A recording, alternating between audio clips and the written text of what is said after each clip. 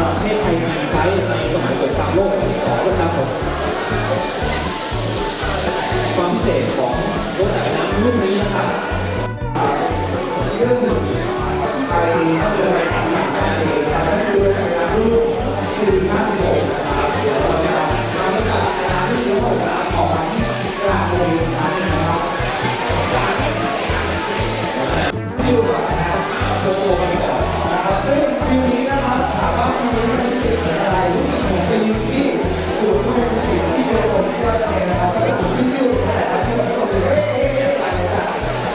นะครับก็เป็นการนำรถจักรยานนะครับที่ต่อสู่ผู้บริหารการจัดแสดงให้ผู้ชมที่เป็นเด็กโซนที่ทำที่เดียวกันเชื่อใจนะครับให้ทีมต่อนะครับลงต่อ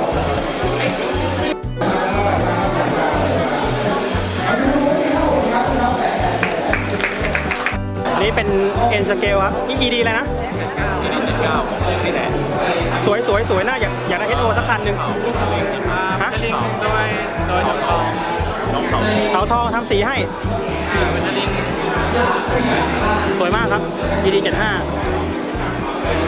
อันนี้เป็นบูเทแบบ N scale นะครับ แต่ว่าเปลี่ยนขอพ่วงใหม่นะเหมือนจริงอีกแล้วครับ อันนี้จะเป็นแบบคันเล็กนะไม่ใช่ HO นะครับโอเคครับ เดี๋ยวให้น้องเฟิร์สเอาคืนลงมาในกล่องครับเฟิร์สลงกล่องเลยครับ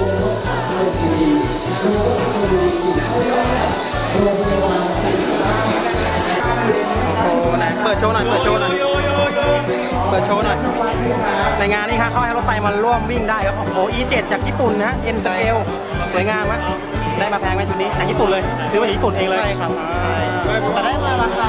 สมเหตุสมผลอยู่ โอเคนะรับได้ จากร้านเดลวาชิเลย โอเคโอเคสวยเลยครับ ได้ตอนฟรี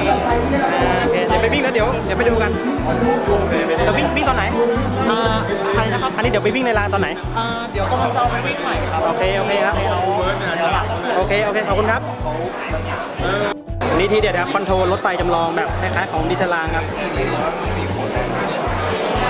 ก็หลายหมื่นครับ